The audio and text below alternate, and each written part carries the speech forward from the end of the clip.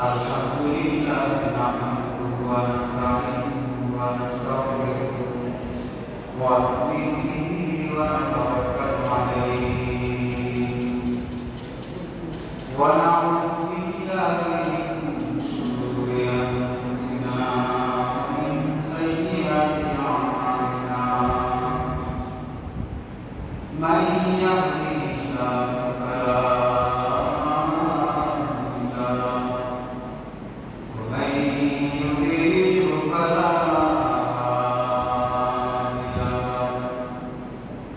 ونشهد أن لا إله إلا الله وحده لا شريك له ونشهد أن محمدا عبده ورسوله الذي أرسله الله تعالى بالحق بشيرا ونذيرا وداعيا إلى الله بإذنه وسراجا منيرا أما بعد فأعوذ بالله من الشيطان الرجيم بسم الله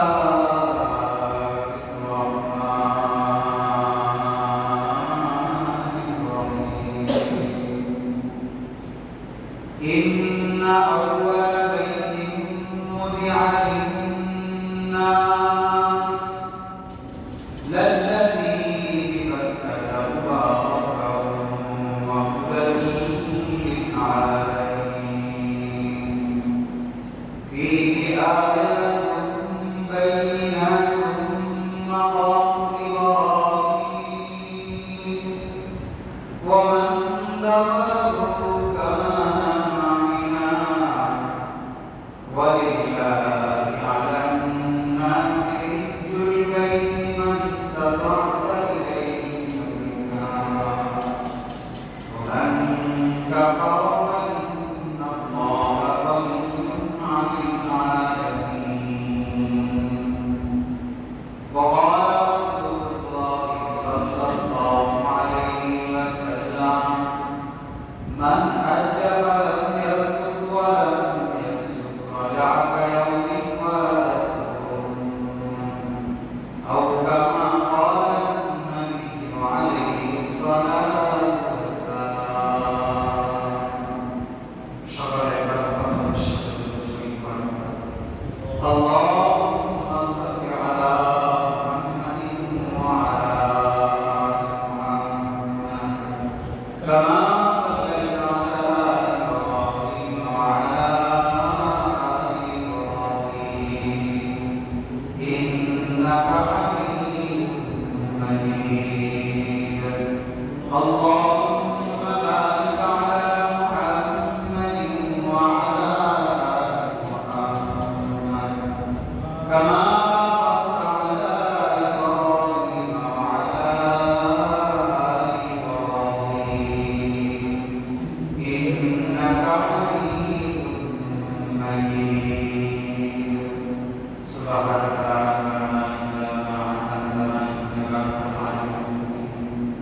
Alhamdulillah Allah Ta'ala syukriya Bayar Allah Ta'ala ভালোবাসা মায়া সুস্থতার সাথে নতুন আমার একটি মায়ের গ্রহণ করার তৌফিক দান মাওলানা করিম গুনাহের পরিবেশ থেকে বিরত রেখে দ্বীন ইসলাম প্রশ্নার দৃশ্যে তাকে রব মসজিদে সর্বাগ্রে আসার তৌফিক দান করেছে এজন্য দিনকে শুকরিয়া আদায় করে আলহামদুলিল্লাহ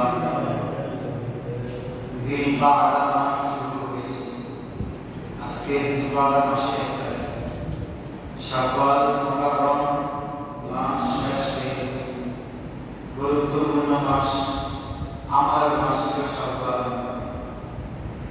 শাওয়ালের যে চারটা করণীয় সম্পর্কে আমরা আলোচনা করতেছিলাম তার মধ্যে আরেকটি হলো হজের প্রস্তুতি গ্রহণ করা আল্লাহ তাআলা বান্দার উপর যে সমস্ত আমল নির্ধারণ করেছে এই আমলগুলো তিন ধরনের নম্বর যেটা শুধু শারীরিক ইবাদত, যেমন নামাজ শরীরের মাধ্যমে আদায় করতে, এটার সাথে টাকা কোনো সম্পর্ক নাই। যাকাত এটা মালি ইবাদত, শুধু টাকার মাধ্যমে আদায় করতে। আরো এক প্রকারের ইবাদত আছে যেটার জন্য টাকা এবং শরীর উভয়টা করা, ওই প্রকারের ইবাদতের নাম হলো হজ। হজের প্রস্তুতি এই মাস থেকে শাওয়াল মাস থেকে গ্রহণ করতে হবে। শাওয়াল মাস শেষ হয়ে গেল, জিলকাদা মাস শুরু হয়েছে। আল্লাহ তাআলা আশকুরের হুরুমের মধ্যে তথা সম্মানিত মাস যে 4টা মাসকে বলেছেন, তার মধ্যে আরেকটি মাস হলো জিলকাদা মাস। এটা আশকুরের হুরুমের মধ্যেই অন্তর্ভুক্ত তথা সম্মানিত মাস। এই মাস ইবাদতের মাস, হজের প্রস্তুতি গ্রহণ করার মাস। হজ যদিও নির্ধারিত মাসে কয়েকটি তথা জিলহজ মাসে মাত্র 3 দিনে গুরুত্বপূর্ণ কাজটা আদায় করতে হয়, কিন্তু এটা এত বেশি গুরুত্বপূর্ণ ইবাদত, এর জন্য নবী সাল্লাল্লাহু আলাইহি ওয়াসাল্লাম প্রায় 2 মাস আগে, 2.5 মাস আগে থেকে প্রস্তুতি গ্রহণ করার জন্য বলেছেন। এজন্য হজ কি জিনিসের গুরুত্ব কতটুকু এটা আমাদের প্রত্যেকেই বুঝতে হবে। সূরা আলে ইমরান 96 এবং 97 নম্বর আয়াত তেলাওয়াত করছে।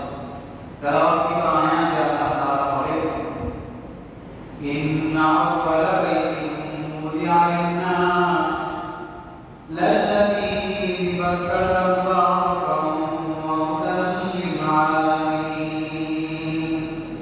ইন্না আউয়ালা বাইতিন উযিআ লিন-নাস, নিশ্চয়ই সর্বপ্রথম ঘর, আউয়ালা বাইত উযিআ লিন-নাস, যা রাখা হয়েছে মানুষের জন্য, লাল্লাযী বিবাক্কাতা মুবারাকান ওয়া হুদাল লিল-আলামিন, যেই প্রথম ঘরটা অবস্থিত মক্কা, এর আরেক নাম ছিল মাক্কা। কোরআনে নাম বলে মাক্কা, লাল্লাযী বিবাক্কা, মাক্কা মানে মক্কা, লাল্লাযী বিবাক্কাতা মুবারাকান ওয়া হুদাল লিল-আলামিন, জগতের প্রথম ঘর যাকে রাখা হয়েছে মক্কা শহরে। এটা এমন একটা ঘর মুবারাকা, যেটা বরকতময়, ওয়া হুদাল লিল-আলামিন, সাথে সাথে এই ঘরটা বিশ্ব জগতের জন্য হেদায়েত। ফীহি আয়াতুন বাইয়িনাতুন মাকাম ইব্রাহিম, আল্লাহ বলেন সেখানে আল্লাহর পক্ষ থেকে অনেকগুলো নিদর্শন রয়েছে। আয়াত বাইয়িনাত, এমন নিদর্শন যেগুলো স্পষ্ট, যেগুলোকে দেখলে মানুষ বুঝতে পারে এটা একমাত্র আল্লাহর পক্ষ থেকে সম্ভব, দুনিয়ার কোনো মানুষের দ্বারা সম্ভব।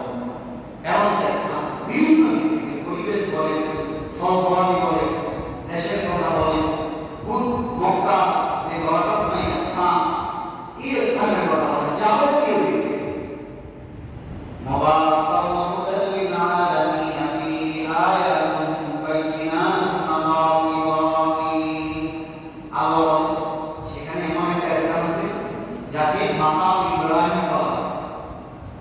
ওমান দাখালাহু কানা আমিনা, যে ব্যক্তি সেখানে প্রবেশ করবে সে মুক্ত, নিরাপদ।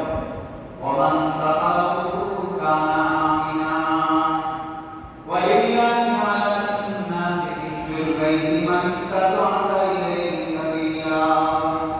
আল্লাহ বলেন লিল্লাহ, আল্লাহর জন্য, আলান নাস, মানুষের পক্ষ থেকে, হিজ্জুল বাইত, বাইতুল্লাহ হজ, বাইতুল্লাহ জিয়ারত, তাওয়াফ, সমস্ত যাবতীয় বিষয় মানুষের জন্য আবশ্যক। তবে মান ইসতাতা'a ইলাইহি সাবিলা, যে ব্যক্তি হজ করার সক্ষম তার। ওয়ামান কাফারা ফাইন্নাল্লাহা গানিয়্যুন 'আনিল 'আলামিন, আল্লাহ বলেন যারা এই হজ করাকে অস্বীকার করে, বিভিন্ন ভাবে করতে পারে, সরাসরি অস্বীকার হতে পারে, অথবা টাকা থাকা সত্ত্বেও বিভিন্ন অজুহাতে বাহানায় হজ না করা, এটাও। ফাইন্নাল্লাহা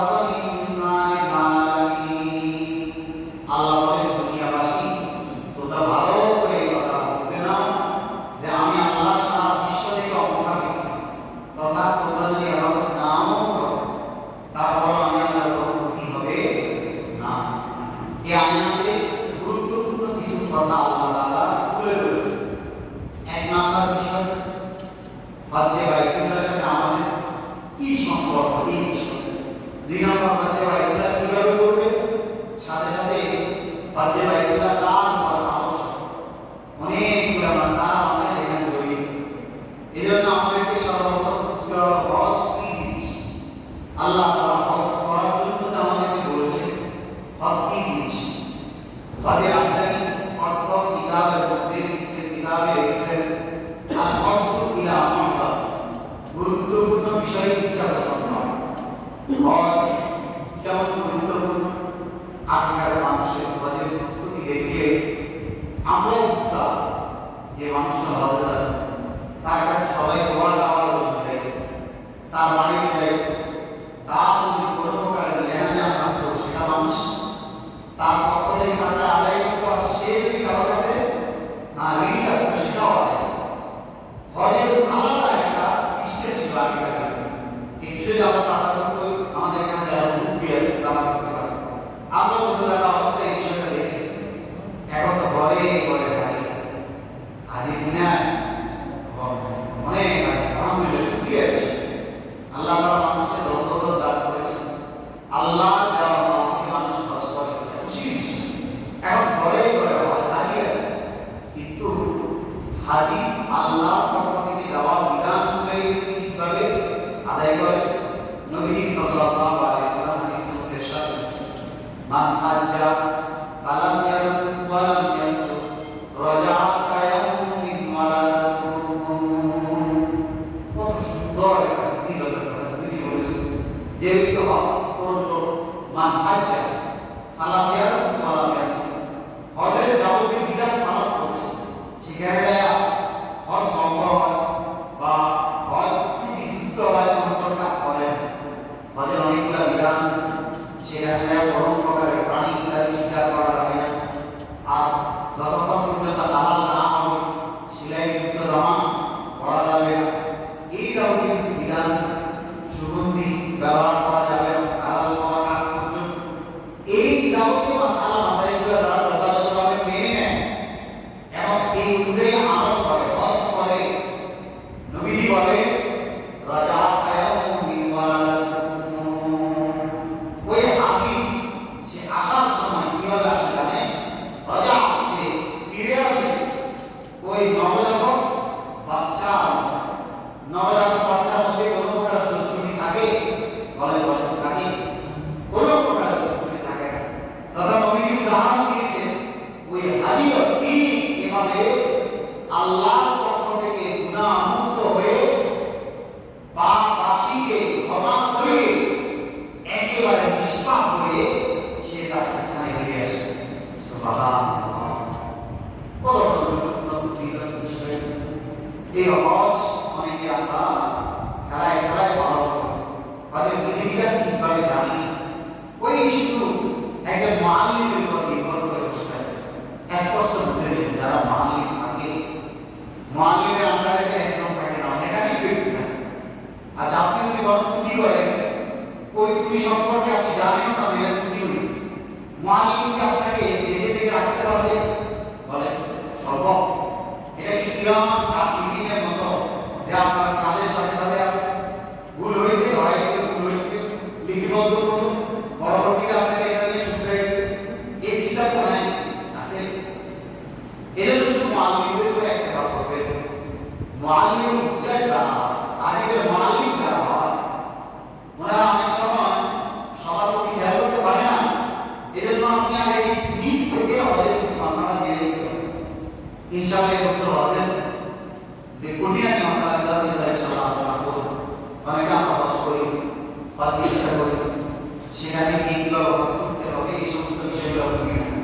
আসলে এই বিষয়গুলো আমরা যে বলি আপনাদেরকে বলি, যতক্ষণ পর্যন্ত না হজ না করা হয়, চাক্ষুষ না দেখা হয়, ততক্ষণ পর্যন্ত এই হজের বাস্তবতা বোঝা যায় না।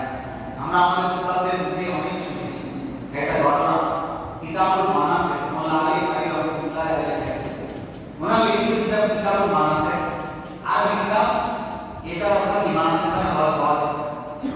উনি যখন হজ করতে গেলেন, হজ করতে যাওয়ার পর দুইটা বর্ণনা শুনছে উস্তাদের থেকে। একটা হচ্ছে হয়তো উনি হয়তো অন্য কেউ, উনি যখন তাওয়াফ করতে যায়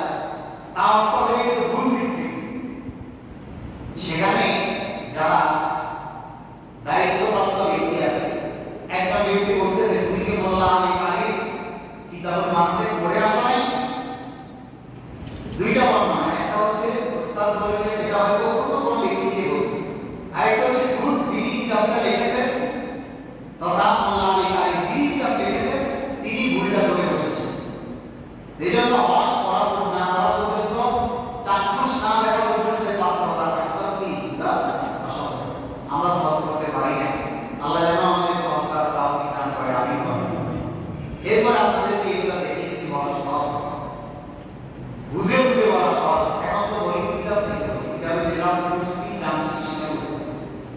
এই জন্য হজের গুরুত্বপূর্ণ অনেকগুলো মাসালা আছে, জানতে হবে, শিখতে হবে, বুঝতে হবে। এরপর যখন হজ করবো আমার হজটা হবে ইতমিনানের সাথে, ইতমিনান কবে গুরুত্বপূর্ণ একটা হজ পালন করা। ইসলামে যে 5টা ভিত্তি আছে তার মধ্যে আরেকটা কি ওয়াহাতুল বাইতি মান ইসতাতাআ ইলাইহি সাবিলা, সমর্থন ব্যক্তির উপর হজ করা কি ফরজ। আসে বলতেছিলাম হজ কাকে বলে? আল কসদু ইলা মাসা, আমি জানি করতে গুরুত্বপূর্ণ বিষয় উদযাপন করা কি বলে? হজ বলে। হানাফি মাযহাবের সবচেয়ে স্ট্যান্ডার্ড কিতাব ফাতাওয়ার কিতাব ফাতাওয়ায়ে শাম, সেখানে হজ কাকে বলে পরিভাষা করতে লিখেছেন হুয়া জিয়ারাতু মাকানিন মাখসুস বিফি'লিন মাখসুস ফি জামানিন মাখসুস, তথা হজ বলা হয় নির্দিষ্ট স্থানে নির্দিষ্ট কিছু কাজের মাধ্যমে নির্দিষ্ট সময়ে তা পালন করার নামই হলো হজ। নির্দিষ্ট স্থান জিয়ারত করা তথা বাইতুল্লাহ জিয়ারত। আর কাজ কি সামনে আসবে? মুজদালিফা, মিনা, আরাফা, আপনার সাফা মারওয়া সাই করা, এরপরে মিনাতে মুজদালিফায় আরাফায় অবস্থান করা, এগুলাই কাজ, অন্য কোনো কাজ না। জিয়ারত বাইতুল্লাহ তাওয়াফ করা, এরপরে সাথে সাথে সাফা এবং মারওয়া এই দুটো সাই করা, আর একটা কাজ কি মিনা মুজদালিফা আরাফায় অবস্থান, এগুলাই হচ্ছে হজের কাজ। শুনতে যেমন সহজ লাগে, পালন করা তেমন কিনা সহজ না, খুব কঠিন, অনেকগুলো মাসালা আছে। তো বলতেছিলাম 1 নম্বর বিষয় কি হুয়া জিয়ারাতু মাকানিন মাখসুস, নির্দিষ্ট ঘরে কি করা? জিয়ারত করা। সেটা কি কোরআন বলতেছে ইন্না আউওয়ালা বাইতিন উযিয়া লিন-নাস লাল্লাযী বিবাক্কাতা মুবারাকান ওয়া হুদাল লিল-আলামিন। ইন্না আউওয়ালা বাইত, জগতের প্রথম ঘর, আউওয়ালা বাইত সর্বপ্রথম ঘর, যেটা উযিয়া লিন-নাস মানুষের জন্য রাখা হয়েছে, এটাই বিফাইল জিয়ারত মাকানিন মাখসুস, নির্দিষ্ট ইবাদতের মাধ্যমে ঘরকে কি করা? জিয়ারত করা। সেই ঘরটা কি? সেই ঘরটা মেক্কা, জিয়ারতে বাইতুল্লাহ। মাকানিন মাখসুস, নির্দিষ্ট ঘরে জিয়ারতের যে বিষয়, আউয়াল বাইত, তাফসীরের মধ্যে এসেছে আল্লাহ তাআলা বাইতুল্লাহকে আউয়াল বাইত কেন বলেছেন? এর কয়েকটা অর্থ। 1 নাম্বার, জগতের প্রথম ঘর বাইতুল্লাহ। এই যে আমরা পৃথিবীতে বসবাস করতেছি, ঘর বানাইতেছি না, সর্বপ্রথম ঘর আল্লাহ আলাইহিস সালাম, এই আল্লাহ তাআলা দুনিয়ার জমিনে প্রতিনিধি করে পাঠাইছেন, সর্বপ্রথম ঘর ছিল দুনিয়ার উঠে কোনটা? বাইতুল্লাহ। এর আগে আর কোনো ঘর দুনিয়াতে বিদ্যমান ছিল না। আরেকটা লেখা রয়েছে ইবাদত গাহ হিসাবে, পৃথিবীতে সর্বপ্রথম ইবাদত গাহ হচ্ছে বাইতুল্লাহ। এই অর্থে আল্লাহ তাআলা আউয়ালা বাইত বলেছেন, বাইতুল্লাহকে সর্বপ্রথম ঘর বলেছেন। বুঝিয়া লিন-নাসি আল্লাযী বিবাক্কাতা মুবারাকান, আল্লাহ বলেন ওই ঘরটাকে রাখা হয়েছে। আল্লাহ তাআলা এই ঘরকে আমাদের জন্য রাখলেন, এই বিষয়ে বিশাল একটা ইতিহাস আছে। আউয়ালা বাইতের পিছনে কি আছে? বিশাল ইতিহাস আছে। দেখেন হজ করতে হয় কোন জায়গায়? বাইতুল মক্কায়। সেখানে গিয়ে আমরা কি করি? তাওয়াফ করি, এরপর সাফা মারওয়া সাই করি, মিনা মুজদালিফা আরাফায় অবস্থান। হজের সাথে আমাদের কি সম্পর্ক? আমাদের সাথে হজের কি সম্পর্ক? হজের কাজগুলোর সাথে কি সম্পর্ক? এটা আমি গত বছর একবার আলোচনা করেছিলাম, এজন্য এই বছর সঙ্গে আলোচনা করব, এটা বিস্তারিত বলব। আমাদের সাথে হজের কি সম্পর্ক? সাথে সাথে এটাকে আরেকভাবে বললে অনেক সময় বিরোধীরা বলে হিন্দুরা মূর্তি পূজা করে, তারা নির্দিষ্ট একটা মাটির মূর্তির পূজা করে, মুসলমানরা তা এরাও তো একটা ঘরের পূজা করে। আমাদের মধ্যে একটা প্রশ্ন ছুড়ে দেয়, ওই প্রশ্নের জবাব হচ্ছে, বিস্তারিত বলতেছি সংক্ষেপ করে বিস্তারিত আলোচনাটা, যে আমাদের সাথে হজের কি সম্পর্ক? আল্লাহ তাআলার ব্যাপারে কোরআনের মধ্যে আছে আর রহমান আলাল আরশি ইস্তাওয়া, আল্লাহ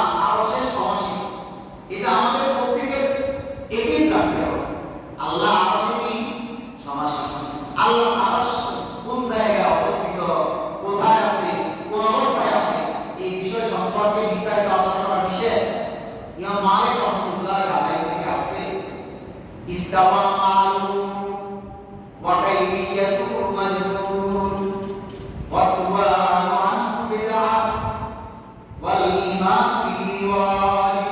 চারটা ইমাম মালিক রাহমাতুল্লাহ আলাইহি বলেন ইস্তাওয়া মালু আল্লাহ যে আরশ সমাসীন এই বিষয়টা সুপ্রমাণিত বিষয়, ঈমানের বিষয়। কেউ যদি বিশ্বাস না করে তাই ঈমান থাকবে না। ইস্তাওয়া মালু এটা আমরা জানি আল্লাহ আরশ সমাসীন, বাকি ওয়া কাইফিয়াতুহু মাজহুল আল্লাহ কিভাবে আছে, কোন স্থানে আছে এই বিষয় সম্পর্কে বর্ণনা দেওয়া নিষেধ। ওয়াসুআলু আনহু বিদআহ এই প্রশ্ন করা বিদআত করেছে।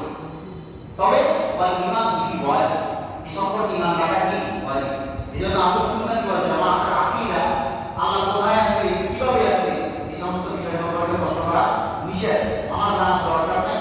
আল্লাহ আরশ সমাসীন আছে, কোরআন বলেছে, এজন্য আমরা বিশ্বাস করি। এতটুকু আকীদা আমাদের জন্য জরুরি। এখান থেকে ছোট্ট করে বলে দিই, আমাদের ঘরানার কিছু ভাইয়েরা দোস্তরা যারা হাদিস মানার দাবি করে, এরা এই সমস্ত এই যে জায়গাগুলোতে কিছু সমস্যা আছে যেগুলো নিষিদ্ধ, এই জায়গাগুলো নিষিদ্ধ আমরা এই জন্য তারা এখানে বেশি প্রশ্ন উঠা যে হানাফিরা বলে আল্লাহ আরশ সমাসীন, তার মানে আসমানে আল্লাহ তো কোরআনে বলেছে আল্লাহ কোথায় আছে। হ্যাঁ, আইনামা তুল ফাসামাল আল্লাহ বলে যেদিকে তাকাও সেদিকে আমার কি সত্তা আছে, তুমি যেদিকেই তুমি আমি আমাকে বুঝো, আমি সেদিকেই আছি। আইনামা কুনতু ওয়া হুয়া মাআকুম আইনামা আল্লাহ বলে আইনামা কুনতু তোমার সাথে আমি আল্লাহ, যেখানেই থাকো সেখানে আল্লাহ আল্লাহ জাত আছে। প্রশ্ন আসে আল্লাহ এটা আমার জায়গায় আছে, এই যে তিনটি সমস্যাগুলো তৈরি হয়।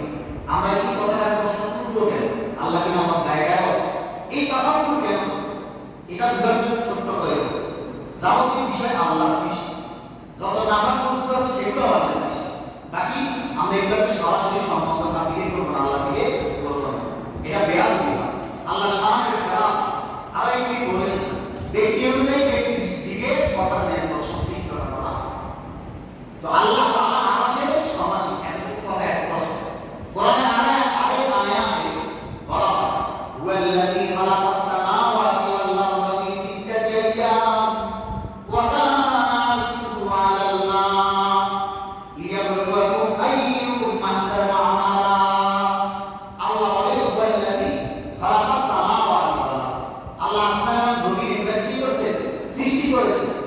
ওয়া কানা আরশুহু আলাল মা আর তার আরশ পানির উপর, এটা আল্লাহর বর্ণনা, আমরা বিশ্বাস করি। এই হজ্জে বাইতুল্লাহর সাথে আমাদের কি সম্পর্ক? আমরা কি বাস্তবে কি হজ্জে বাইতুল্লাহ তাওয়াফ করে জিয়ারত করি না আল্লাহর জিয়ারত করি, সেটা এখান থেকে বুঝতে হবে। আল্লাহর আরশ পানির উপর ছিল, আর আল্লাহ তাআলা যখন এই জমিন সৃষ্টি করতে চাইছেন তখন আল্লাহ তাআলা পানির উপরে তাজাল্লি, ওই পানির বর্ণনা কিতাবের মধ্যে আছে 20 কোটি বর্ণনায়। তাফসীরে দুররে মানসুরের মধ্যে বিস্তারিত আলোচনা এসেছে, সেখান থেকে কিছু আংশিক আলোচনা করতেছে। পানির তৎকালীন সেখানে এই পানির অবস্থা ছিল 20 কোটি বর্ণনায়। পানির অবস্থা দেখেন কত বিশাল জায়গায় পানি। আল্লাহ তাআলা যখন জমি সৃষ্টি করার ইচ্ছা করেছে, তার নূরের তাজাল্লি পানির উপরে ফেলে। আল্লাহ যখন নূরের তাজাল্লি পানির উপরে ফেলে, পানির মধ্যে ঢেউ শুরু হয়। সাধারণত পানির মধ্যে যখন কোনো জিনিস পড়ে দেখবেন পানি ঢলকা, আপনি যদি পানিকে ঢলকান পানি ঢলকে না, কেউ না ঢলকে পানি ঢলকে। বাতাস যদি আসে বাতাসেও পানি ঢলকে, কোনো জিনিস লাগে জিনিসের মাধ্যমে পানি ঢলকে। তো আল্লাহ যখন জমিনকে সৃষ্টি করার ইচ্ছা করলেন, পানির মধ্যে নূরের তাজাল্লি, পানির মধ্যে ঢেউ শুরু হয়। এই ঢেউ খেলার দ্বারায় পানির সাথে যখন বাড়িটা বাষ্প তৈরি, বাষ্প প্রথম কম থাকে, আস্তে আস্তে ঢেউ অনুযায়ী বাষ্প। দেখেন সমুদ্রগুলা, আপনারা জানেন সমুদ্র ভ্রমণে যান না বিভিন্ন সময়, সিরু ফিল আরদ ফানজুরু কাইফা বাদা আল খালক, বিভিন্ন আয়াতে আল্লাহ তাআলা বলেছেন তোমরা ভ্রমণ করো আর আমি আল্লাহর নিদর্শনগুলো দেখবে। দেখো এগুলোর মাধ্যমে আমার স্রষ্টা যে বিষয়গুলো সেগুলো তোমরা দেখতে পারো। এজন্য যখন আমরা ভ্রমণ করতে যাব তখন নিয়ত করব আল্লাহ পক্ষ থেকে আল্লাহর সৃষ্টি যেগুলো আছে এই দৃশ্যগুলোকে দেখা, তখন আমরা ভ্রমণটা হয়ে যাবে। বিভিন্ন সময় ভ্রমণ করি যেখানে এটা নিয়ত করবে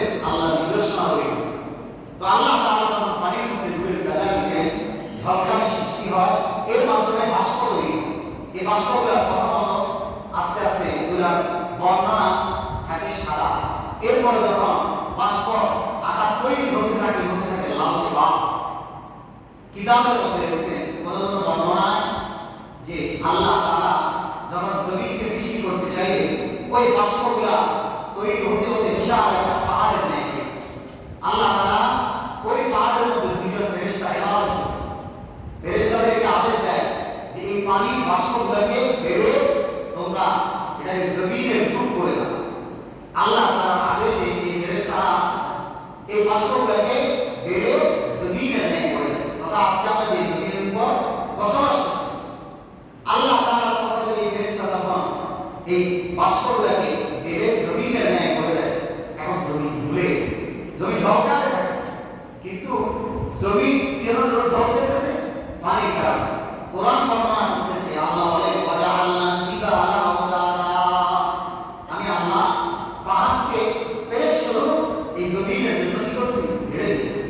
কোরআন থেকে স্পষ্ট কথা, জমি ঢলকানো বন্ধ হয়ে যায়, কারণ আল্লাহ এই জমিনের মধ্যে আশরাফুল মাখলুকাত সৃষ্টি করা আল্লাহর উদ্দেশ্য।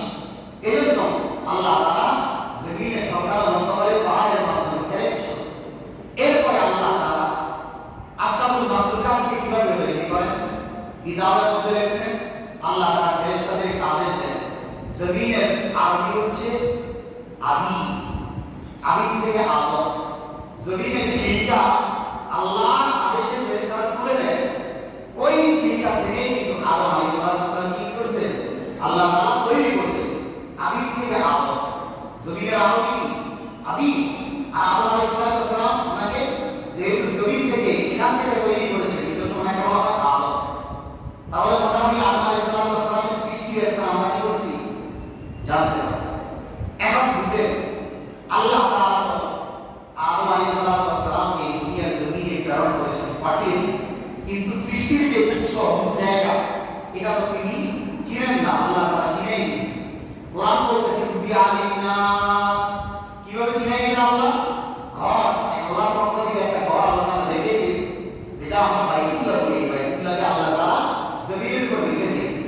এখানে দুনিয়া বলে না, বানাইছেন, তৈরি করেছেন সেটা বলে না। কোরআন বলে বুঝিয়া, তথা রেখে দেওয়া হয়েছে। আল্লাহর আদেশে একটা ঘর সেখানে রেখে দেওয়া হয়েছে। বুঝিয়া আলিন্নাস রেখে দেওয়ার পর আদম আলাইহিস সালাম উনি দুনিয়াতে আসার 2000 বছর পূর্বে এই ঘরটা বিধ্বস্ত হয়ে গেছে। এই ঘর বিভিন্ন সময় বিভিন্ন কারণে বিধ্বস্ত হয়ে যায়। এক আরো শায়ের তিনি বলেন, বানা বাইতা রাব্বিল আরশি আশুন ফাকুম মালাইকাতুল্লাহি কিরামুন ফাআদম ফাশিসুন ফাইব্রাহিম থুম্মা আমালিকু হুসাইয়ুন কুরাইশুন ক্বাবলা হাদাইনি তুরহামুন ফাআবদুল ইলাহি যুবাইর ইবনে বানা কাদা বিনাউল হাজ্জাজ ওয়া হাদা মুতাম্মিম। এই বাইতুল্লাহ 11 লাখ এটার স্থাপনা আবার নতুনভাবে করা। সর্বপ্রথম আল্লাহ তাআলা ফেরেশতাদের মাধ্যমে এই বাইতুল্লাহকে নির্মাণ করেছিলেন, কিন্তু আদম আলাইহিস সালাম দুনিয়ার জমিনে আসা 2000 বছর পূর্বে এই ঘর আবার বিধ্বস্ত হয়। পরবর্তীতে আল্লাহ তাআলা আদম আলাইহিস সালামের জন্য ফেরেশতাদের মাধ্যমে এই ঘরকে আবার রেখে। এখন কথা হচ্ছে, মানুষ তো সাধারণত যেখান থেকে সৃষ্টি হয়, মায়ের গর্ভ থেকে যখন জন্ম লাভ করে, সাধারণত জন্মত্বের কারণে মায়ের প্রতি বাবার প্রতি একটা টান থাকে, জন্মের প্রতি। আদম আলাইহিস সালামকে যে আল্লাহ তাআলা সৃষ্টি করলেন, ওনার ওই উৎসের জায়গার প্রতিও ওনার একটা টান আছে, যেখান থেকে ওনাকে কি করছে? সৃষ্টি করেছেন আল্লাহ তাআলা। সেটাই হচ্ছে বাইতুল্লাহ ইসলাম। ওই বাইতুল্লাহ টান আমাদের বিশেষ সম্পর্ক, আমাদের আব্বা হযরত আদম আলাইহিস সালামের সাথে সম্পর্ক। এজন্যই আমরা যত টাকা খরচ করে কষ্ট করে সেখানে এককের শান্তি ভয়ে সেখানে যায়। কি জন্য যায়? এটার সাথে আমাদের সৃষ্টি উৎসের সম্পর্ক আছে। এজন্য এগুলো আমরা হজ্জে বাইতুল্লাহ সংক্ষেপ করে বললাম। তাহলে আদম আলাইহিস সালাম ওনাকে আল্লাহ তাআলা সৃষ্টি করেছেন কিসের থেকে? ওই মাটির ছিলকা থেকে। আর এই মাটির ছিলকা পানির বাষ্প থেকে। বাষ্প তৈরি হয়েছে আল্লাহর নূরের তাজাল্লি। এই আদম আলাইহিস সালামের বুখারী শরীফের মধ্যে আছে, ওনার বাম পায়ের হাড্ডি দিয়া আম্মা জান হাওয়া আলাইহিস সালামকে বানায়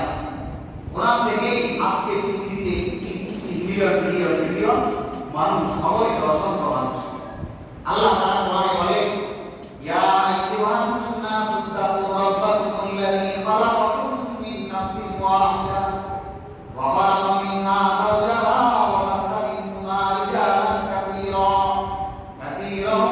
ونساء يا أيها الناس হে মানব সকল লোক সকল ইত্তাকু ওই সত্তাকে ভয় করো আল্লাযী রব্বাকুমুল্লাযী খালাকাকুম ইত্তাকু রব্বাকুমুল্লাযী খালাকাকুম যে রব তোমাদেরকে সৃষ্টি করেছে মিন নাফসিন ওয়াহিদা একজন ব্যক্তি থেকে তিনি হচ্ছেন কে হযরত আদম আলাইহিস সালাতু ওয়াস সালাম তাহলে বাইতুল্লাহর সাথে আমাদের সম্পর্ক বিষয়টা স্পষ্ট না কি জন্য আমরা বাইতুল্লাহে যাই এটাকে বলে জিয়ারত মাকানি মাখসুস তথা নির্দিষ্ট করে জিয়ারত করা এরপরে বিফিয়ালি মাখসুস নির্দিষ্ট কাজের মাধ্যমে বিফিয়ালি মাখসুস নির্দিষ্ট কাজ কি কাজ হচ্ছে তাওয়াফ করা তাওয়াফের মাধ্যমে এর জিয়ারত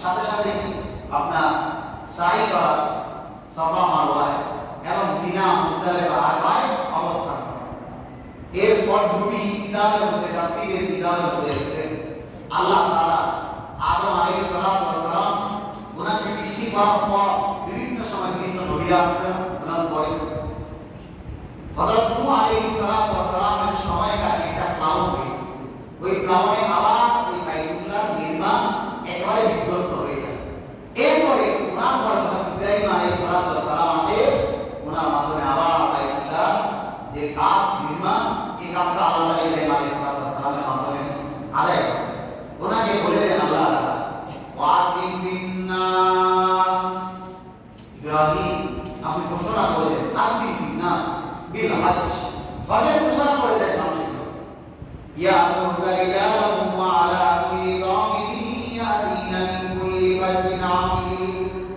ইয়াতুনা মানুষ আসবে রিজালা পদক বেজে পায়ে এখন তো পায়ে হাঁটার যে বিধান আছে ওই বিধানটা পালন করা আমাদের জন্য কষ্টকর হাদিসের কিতাবের মধ্যে আছে মাঝে মাঝে আমরা দেখি মিডিয়ার মধ্যে কিছু ভাই ওনারা পায়ে নামাজ করবে ইচ্ছা পোষণ করেছেন এই জন্য পায়ে নামাজ করে এর বিপরীতে একটা হাদিস আছে এই জন্য উলামায়ে কেরাম নিষেধ করেন যেহেতু আমাদের জন্য নিরাপদ না হ্যাঁ যদি আমি মক্কায় থাকি মদিনায় থাকি সৌদি আরবে ওই দেশে যদি অবস্থান করে থাকি এখন এক সময় আমার হাঁটতে পৌঁছায় হাঁটতে কোনো সমস্যা নেই কারণ নিরাপদ যায় এখন আমি বাংলাদেশ থেকে হেঁটে যাব আপনার একটা দেশ পাড়ি দিয়ে আরেকটা দেশে যাইতে হবে হ্যাঁ আপনার ভারতে যাইতে হবে পাকিস্তানে যাইতে হবে এভাবে পার হতে হতে একটা দেশ পার হয়ে যেতে যাওয়ার সময় বর্ডারগুলো পার হওয়ার সময় আপনি পানি তো হেঁটে যাবে কোনো প্রকার গাড়িতে ব্যবহার করবেন এটাই তো আপনার নিয়ম যদি কোনো প্রকারে আপনার আল্লাহ রাব্বুল বিপদে শিখায় আপনার এই নিয়মের কারণে অথচ আল্লাহ তাআলা কোরআনের মধ্যে নিষেধ করেছে ওয়ালা তুলকু বিআইদিকুম ইলা তাহলুকা নিজেদেরকে বিপদের মধ্যে ফেলে দিও না নিষেধ এজন্য জীবন দশায় কারোর জন্য যদি কোনো শরীরের অঙ্গ প্রত্যঙ্গ যদি ওসিয়ত করে যায় এই ওসিয়ত কার্যকর হবে না নিষেধ হ্যাঁ যে সমস্ত অঙ্গগুলা বর্ধনশীল বাড়ে এই সমস্ত অঙ্গ দিতে পারে যেমন শরীরের মধ্যে রক্ত আপনার আসে যা রক্ত বলা হয় যে প্রতি 3 মাস পরে পরে রক্ত কি হয়ে যায় চেঞ্জ হয়ে যায় এই জন্য রক্ত দিতে পারে কারণ এটা আবার বর্ধনশীল বাড়তে পারে কিন্তু আপনার চোখ আরেকজনের প্রতি দরদ দেখিয়ে একটা চোখ দিয়ে আপনি অন্ধ হয়ে গেলেন শরীর আপনাকে এটা অনুমোদন দেয় নাই কিডনি দিয়ে দিলে আপনার জন্য এটা অনুমোদন দেয় নাই বিভিন্ন সময় অনেকে দেখা যায় কিডনি বিক্রি করে তো বলতেছিলাম যে পায়ে হেঁটে যাওয়া ইয়াতুকা কিন্তু রিজালা ওয়া আলা কুল্লি যামিরিন ইয়াতুনা মিন কুল্লি ফাজ্জিন আমিক পায়ে হেঁটে আসবে আল্লাহ তাআলা ইব্রাহিম আলাইহিস সালামকে বলেন আপনি ঘোষণা করে দেন যারা কেউ আসবে পায়ে হেঁটে কেউ পদক বেজে হ্যাঁ আর কেউ দুর্বল পুষ্টি ইত্যাদির মধ্যে ছড়ে এখন হচ্ছে প্লেনে ছড়ে হ্যাঁ জাহাজের মধ্যে ছড়ে তারা আসবে ওই যে ইব্রাহিম আলাইহিস সালাম সেদিন ঘোষণা দিয়েছিলেন আযদিন মিন্নাস তাফসীর ইবনে কাসীরের মধ্যে লিখছে যে ইব্রাহিম আলাইহিস সালাম যখন এই ঘোষণাটা দেয় আল্লাহ তাআলা বাতাসের মাধ্যমে সারা বিশ্বের আমাসে কাছে সমস্ত জায়গায় ইব্রাহিম আলাইহিস সালামের ঘোষণাকে পৌঁছে শুধু এতটুকু না ইব্রাহিম আলাইহিস সালামের এই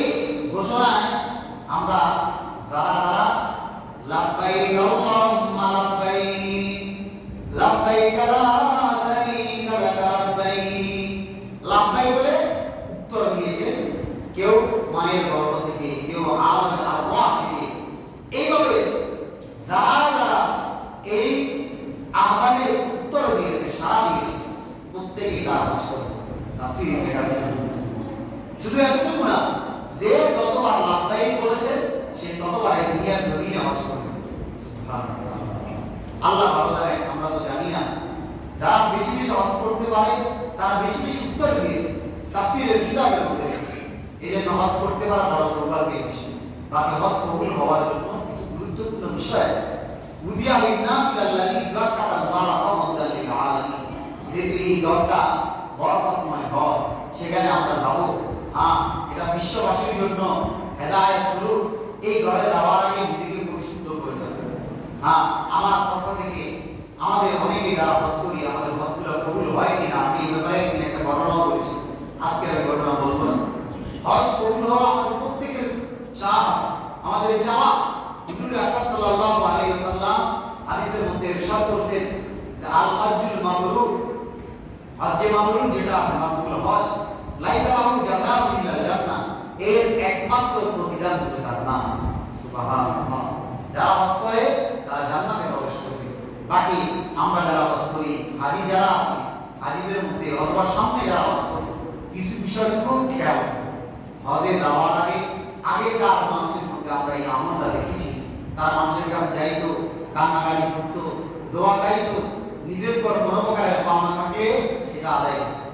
আজকে আমরা নিজেরা অন্যের হক গিলে ফেলা কোনো প্রকার ভয় করি, বিন্দুমাত্র ভয় করি। এই জিনিসটা প্রত্যেকটা সমাজ, শুধু আমাদের সমাজের কথা বলতেছে, সারা দুনিয়ার একই অবস্থা। একজনের সম্পদ আর একজন ভোগ করতেছে। কিসের জন্য? যাদেরকে জিজ্ঞেস করবেন ঝগড়া যে করতেছেন, এই জমি কি কবরের সাথে নিয়ে যাইতে পারবেন? এরপর সামান্যতম জমি ছেড়ে দিবেন, এই কাজটা করবেন কখনো? এটা কত বড় মারাত্মক ক্ষতি। হাদিসের মধ্যে আছে যে 70 জমির পিছনে আপনাকে দোষী দেওয়া হবে যদি সামান্যতম একেবারে জায়গা পরিমাণ কারণ জায়গা যদি আপনি দখল করেন। খুব মারাত্মক। নামাজ পড়তে রাজি আছি, রোজা রাখতে রাজি আছি, হজ করতে রাজি আছি, যাকাত দিতে রাজি আছি, ন্যায় আমল সবগুলো করতে রাজি আছি, কিন্তু অন্যের হকের বেলা আমরা তৎপর না। এত মারাত্মক একটা আমাদের অবস্থা। এর জন্য আমাদের ইবাদত কবুল করেন। সেজদা দেই, আল্লাহ সেজদা কবুল করে না। দোয়া করি, আল্লাহ কবুল করেন। হজ করি, হজ কবুল হয় না। রোজা রাখি, শুধু উপবাসী। এজন্য হজে করুন। কোনো প্রকারে হজে যাওয়ার আগে কারোর সাথে লেনদেন থাকলে হয় মাফ করাই নিব, অথবা তার লেনদেন আমরা কি করবো? আদায় করবো। অথবা তার সাথে চুক্তি করে যাবো যে আপনার এটা আমি আদায় করবো। এই কাজগুলো যদি না করে হজ আদায় হবে। 2 নাম্বার, কোনো প্রকারের হারাম টাকা দিয়ে হজ করবে, কোনো কাজ না, কোনো কাজ না। এটা ওইটা না, ওই যুক্তি না যে চুরি করে কোরবানির গরু চুরি করে আনলাম, এরপরে কি করলাম? সবাই করে খেয়ে ফেললাম, তওবা করে নিলাম, আমার কোরবানি হয়ে যাবে। এই সিস্টেম এটা এরকম না। ইবাদত যতটুকু পারি করবো, কিন্তু অন্যের হকের বেলায় খুব সোচ্চার থাকে। কোনো প্রকার অন্যের হক হোক সেটা 1 টাকা পরিমাণ, এই 1 টাকার জন্য কালকে আমাদের ময়দানে কিন্তু ধরা, কালকে আমাদের ময়দানে এটার জন্য আমরা আমল আটকে যাবে। এই জন্য চেষ্টা করবো কোনো প্রকারের কারো হক যাতে আমার না থাকে। অনেকে মৃত্যুবরণ করে এমন অবস্থা যে তারপর অন্যের হক হয়ে গেছে। যতদিন পর্যন্ত হক আদায় না করবে ততদিন পর্যন্ত আপনার জন্য কোনো খায়ের কল্যাণ ফয়সালা আল্লাহর পক্ষ থেকে আসবে না। কারো ওসিয়ত করে যাইতে হবে যে আমার অমুকে আমার কাছে টাকা পায়, সন্তানকে ওসিয়ত করে যাবেন, সন্তান আদায় করবে। কিন্তু এটাও বললেন না। অনেকটা আমরা দেখি ঋণ খেলাপি যারা করে, ব্যাংক থেকে কোটি কোটি টাকা ঋণ নিয়ে এরপরে বাস মারা গেছে। বিভিন্ন সময় পত্রিকার মধ্যে দেখেন এই টাকা কে দিবে বলেন, কে পরিশোধ করবে? কোটি কোটি টাকা। আশ্চর্য যে 100 কোটি টাকা পর্যন্ত ঋণ নেন এবং এই টাকাটা রেখে কিন্তু বলেন এরপরে কেউ আদায় করবে না, জিম্মাদারিও করবে। এত সোজা মনে করে এই সামান্যটুকু এই হায়াত, এটাকে আপনারা এত বেশি গুরুত্ব দেন যে আমাদের আবাদের যে হায়াত, যেখানে আমরা দীর্ঘকাল পর্যন্ত থাকতে হবে, এই স্থানের সামান্য মায়ার কারণে এই স্থান থেকে আমরা বাহার হচ্ছি। 3.5 হাত মাটির নিচ। একটু চিন্তা করে দেখেন আমাদের পাশে কত কবর আছে। অনেক সময় তো আমরা ঘরের পাশেই অনেকটি কবর দিই। আপনি তো ঘরের মধ্যে থাকেন, এত কাছাকাছি থাকার পরেও একজন মৃতের কোনো খবর নিতে পারে? বলেন, এত আদরের মা, এত আদরের বাবা, এত আদরের সন্তান খবর নিতে পারে? বলেন, ভয় লাগে, আসলে ভয় লাগে। আমরা কেউ জানি না আমাদের কার কি অবস্থা হবে, মাটির নিচে আমাদের সাথে কেমন মুআমালা করা হবে আল্লাহ ছাড়া আমরা কেউ জানি। মৃত্যুর কোনো কারো গ্যারান্টি নাই। অ্যাক্সিডেন্টে মৃত্যু হচ্ছে, যুবক ঘুমাইছে সুস্থ সবল, হঠাৎ করে মৃত্যু এসেছে। দুনিয়ার সাথে সম্পর্ক ছিল, কিন্তু জবাবের বেলায় কি দিবেন বলেন? এই জন্য একটু সোচ্চার, হকের বেলায় বেশি সোচ্চার। কেউ যদি আপনার কাছে কোনো প্রকার লেনদেন থাকে, এগুলোর ব্যাপার সোচ্চার।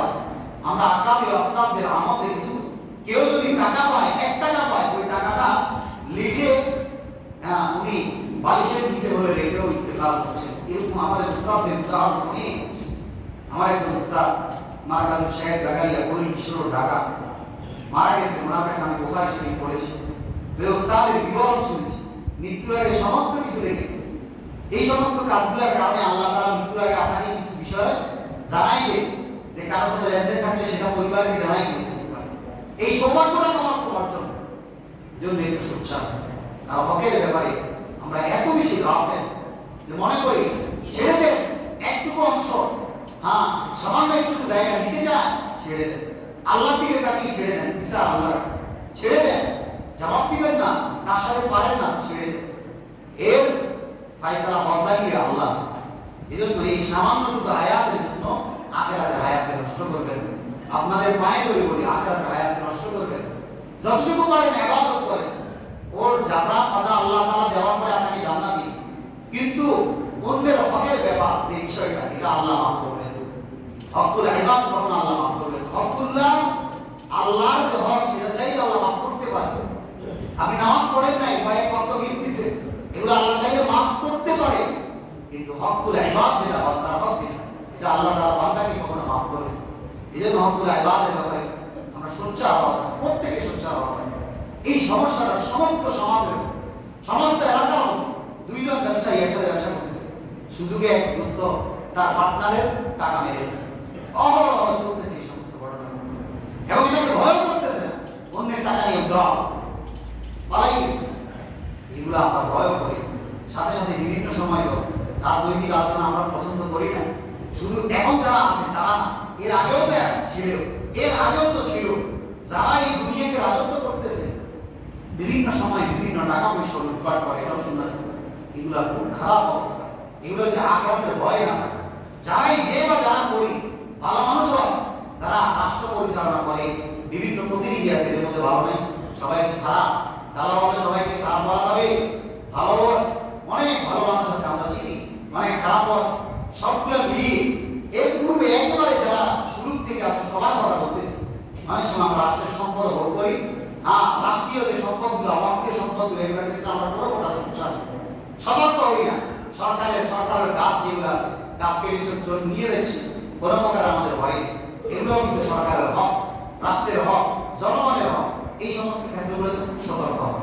ছোটবেলায় আমরা যখন বুঝি নাই, অন্যের গাছে ঢিল মেরে অন্যের ফল নিয়ে গেছি, সেটা নির্বিক ছিল, বুঝি নাই। তখন রুফিয়া আকলাম আনিস সালাস, 3 ব্যক্তি থেকে আল্লাহ তাআলা কলম উঠাই, এদের কোনো প্রকারের গুনাহ লেখা হয়। তন্মধ্য থেকে যে ব্যক্তি কোনো বালেগ হয় নাই, তার কোনো প্রকারের কি লেখা হয় না, গুনাহ লেখা হয়। কিন্তু বালেগ হওয়ার পর, প্রাপ্তবয়স্ক হওয়ার পর অন্যের কাছে ঢিল দিলে, অন্যের আপনি একটা ফল নিয়ে যাচ্ছেন, কোনো প্রকার তাকে জানাইতেছেন না, এগুলো তো অপরাধ হতো। এই সমস্ত বিষয়গুলো আমরা কোনো অপরাধই নয়, তুচ্ছ বিষয়। এই জন্য বললাম, অপরের হক সম্পর্কে একটু সতর্ক হওয়া। এই দিন নয়, সামনের দিন আরো আছে। আমাদের এই দুনিয়া নয়, এর পরেও আরেকটা জগৎ আছে। ওই জগতের জন্য ভয়ে থাকা, আমল করা, নিজের ফিকির করা। আল্লাহ তাআলা আমাদের দিকে আলোচনা হয়েছে বিশেষ করে হজ সম্পর্কে। এই হজ সামনে রেখে, হজ যেহেতু জিলহজ মাসে সামনে আসতেছে, এখন থেকে যারা প্রস্তুতি নিতেছি, প্রত্যেককে এর মাসাইলগুলা জেনে যথাযথভাবে হজ পালন করার তৌফিক দান করুন। শেষ দিয়ে যে কথাটা বললাম, অন্যের হক সম্পর্কেও সতর্ক হওয়ার তৌফিক দান করুন। যারা কবলা জুমা যারা